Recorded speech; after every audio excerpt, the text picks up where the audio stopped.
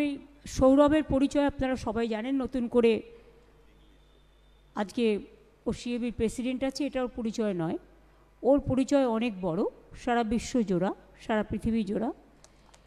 এবং এই Eden garden অনেক ইতিহাসের সাক্ষী। আমি ইডেন গার্ডেন বলি না, এটাকে বলি গোল্ডেন গার্ডেন। তার কারণ হচ্ছে এরা তৈরি করে, সোনা তৈরি করে এরা, এবং এখানে অনেক খেলার অনেক ইতিহাস আছে। সৌরভ নিজে বাংলাকে অনেক দিয়েছে, দেশকে অনেক দিয়েছে, সারা বিশ্বকে দিয়েছে, এবং সেটা নতুন করে বলার অপেক্ষা রাখে না। একটা সিন তো আমার মনে পড়ে, যেটা দৌড়েছিল গেঞ্জি খুলে,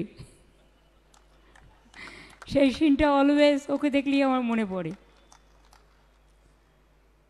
খেলাধুলায় বাংলা সবসময় এগিয়ে থাকে। হয়তো এটা ঠিক আগে খেলাধুলায় এতটা ইম্পর্টেন্স ছিল না, বাট শুরু করতে টাইম লাগে, এটা মাথায় রাখবেন। It's not that easy.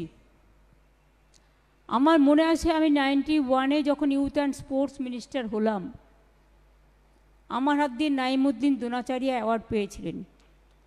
Even Sachin তেন্ডুলকারের যে কোচ ছিলেন আচরেকার, আমার এখনও মনে আছে, উনিও পেয়েছিলেন। সুব্রত ভট্টাচার্য বঞ্চিত হয়েছিলেন। দাঁড়ান, আমার বলতে দেন, আমার মনে আছে। সুব্রত ভট্টাচার্যকে অর্জুন পুরস্কার আমার হাত দিয়ে পেয়েছিলেন। এবং তখন সায়না আব্রাহাম থেকে শুরু করে এমনকি আমাদের বুলা চৌধুরী সাঁতারে আমার সাথে একবার দেখা করতে এসেছিল।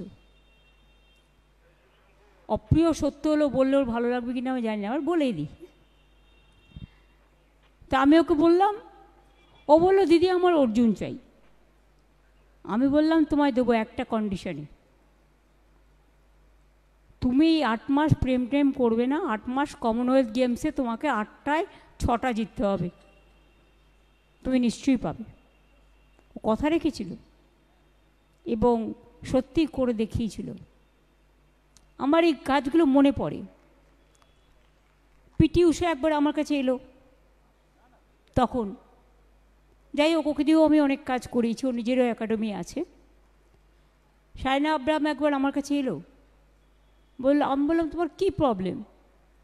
বললো আমার না বাড়িতে কেউ কাজের নেই, ভাইটা যদি একটা কাজ পেত তাহলে আমি কনসেন্ট্রেশনটা ভালো করে করতে পারতাম। আমি কিন্তু পরের দিনই ওর ভাইকে চাকরি করে দিয়েছিলাম। এগুলো হয়তো খুব ছোটোখাটো কাজ, বাট অনেক সময় এগুলো প্রয়োজনে লাগে। এবং তখন অলিম্পিক হয়েছিল, ইন্ডিয়া হেরে ভূত। সেই সময় আমি ইন্ডিয়ান পলিসি করেছিলাম স্পোর্টসের, এবং প্রাইভেট সেক্টর পাবলিক সেক্টরকে ইনভলভ করে চারিদিকে স্পোর্টস একাডেমি তৈরি করার। এখন যত স্পোর্টস একাডেমি দেখছেন, অনেকে দারুণ দারুণ স্পোর্টস একাডেমি করেছেন। ঝুলনরা যেমন ক্রিকেটের জন্য জীবন পাত করেছেন, হয়তো একটুর জন্য যে জায়গাটায় পৌঁছতে পারেনি, রিচারা আজকে সেই জায়গাটায় গিয়ে পৌঁছেছে। ওদের কর্মের ফল আজকে ওরা তৈরি করেছেন, এবং যিনি সিলেক্ট করেছেন okay, Shyama Devi, you deserve all of us our congratulations. এবং আমি রিচার সাথে সাথে তার বন্ধুরা, ফুল ইন্ডিয়ান টিম যারা আছে, please convey our congratulations to them, we are proud of them. আমি আমাদের শ্রদ্ধা, কৃতজ্ঞতা, অভিনন্দন সবটাই জানাচ্ছি তার কোচ, তার হেল্পার, তার বন্ধুবান্ধব, এবং সর্বোপরি তার বাবা এবং মা, যারা না থাকলে ও হয়তো এই জায়গাটায় পৌঁছতে পারত না। তাদের দান সবচেয়ে বেশি। গতকাল গৌতম দেবের সাথে আমার পরশুদিন কথা হয়েছিল, যেহেতু শিলিগুড়িতেও কাল গিয়ে পৌঁছেছিল, ওরা পুরো শিলিগুড়িতে সম্বর্ধনা দিয়ে ওর বাড়িতে পৌঁছে দিয়েছিল। আমি সব খবরই রাখি, সব খবরই আমার রাখার একটা অভ্যাস আছে। এবং তারপরে আজকে সৌরভ আমাকে গত পরশুদিন বলল ইন্টারন্যাশনাল ফিল্ম ফেস্টিভ্যালে যে আমরা 8 তারিখে করছি।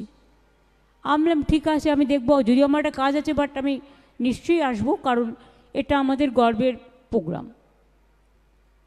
এবং আমি মনে করি রিচা যে শুরুটা করেছে, ওর বয়সটা অল্প, সিক্রেসি কখনো ডিক্লেয়ার করতে নেই, অ্যানাউন্স করতে নেই।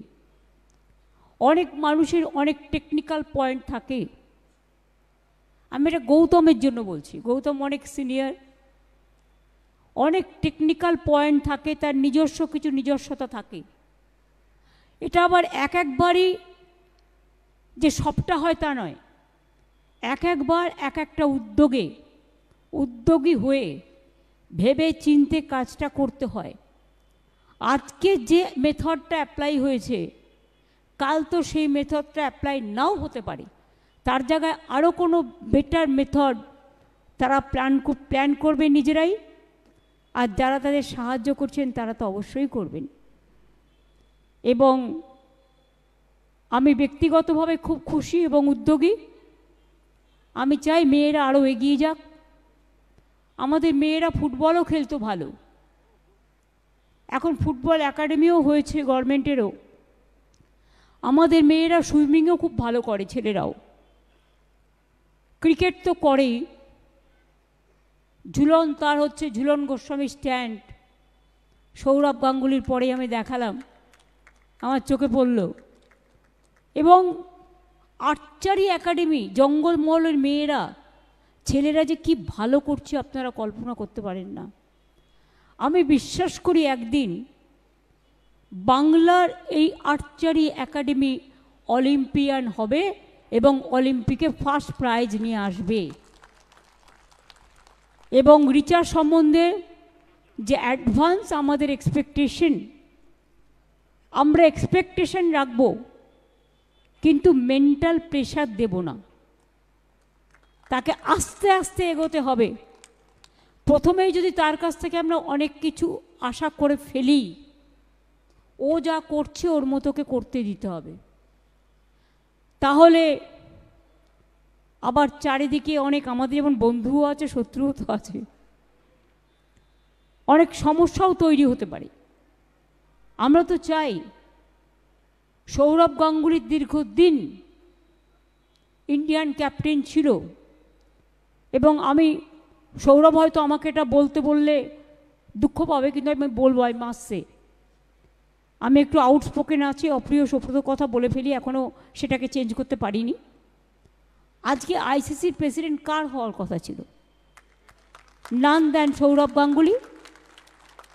যাই হোক, আজকেও হয়তো হতে পারিনি, কিন্তু আমি বিশ্বাস করি ও হবেই হবে। ওকে আটকানো এত সহজ নয়। আর রিচা সম্বন্ধ আমাদের এটাই, ওকে ওর ইচ্ছা পূরণ করতে দিন। আমরা সবসময় আমাদের হৃদয় দিয়ে, আমাদের উষ্ণ অভিনন্দন দিয়ে, আমাদের ভালোবাসা দিয়ে বাংলা বিশ্বজয় করবে এবং বিশ্ব সেরার দায়িত্ব আজকেও পেয়েছে। কিন্তু আরও যেটা গৌতম বললেন, গৌতম ভট্টাচার্য, সেটা আমারও মনে আছে। আমিও সেদিন সবচেয়ে খুশি হব দেখতে পেলে ফার্স্ট পজিশন, আর কিছু বলছি না। সুতরাং এর জন্য আরও লড়তে হবে। মনের শক্তি সবচেয়ে বড় শক্তি, মানসিক শক্তি। কখনো কে কি বললো, কে কি গালাগালি দিল, কে কি কুচ্ছা করলো, কে কি স্ক্রোল করলো, don't care. Better to ignore all this things. নিজের কাজ নিজেকে করে যেতে হবে এবং দুর্গমকে জয় করে, where the mind is without fear and the head is held high, সেই জায়গাটায় গিয়ে পৌঁছতে হবে। আমি এটা বিশ্বাস রাখি, বিশ্বাস করি, এবং আজকে ইডেনের থেকে এই আওয়াজটাই উঠুক যে আমরা গর্বিত তোমাকে পেয়ে, আমরা গর্বিত আরও তোমার বাবা মাকে আমাদের সাথে পেয়ে। আমরা গর্বিত। ঝুলন যিনি প্রথম থেকে তৈরি করেছিলেন, ওকে দেখেছিলেন। শ্যামা দেবীরা যারা সিলেক্ট করেছিলেন, আরও অনেক ক্রিকেটাররা আছেন, তাদের সকলকেই আমার অনেক অনেক অন্তরের উষ্ণ অভিনন্দন জানিয়ে বলি, আরও বড়, আরও বড়, লড়তে হবে, গড়তে হবে, খেলতে হবে, জিততে হবে। এটাই হোক আগামী দিনের সবচেয়ে বড় শুভকামনা। অনেক অনেক শুভনন্দন।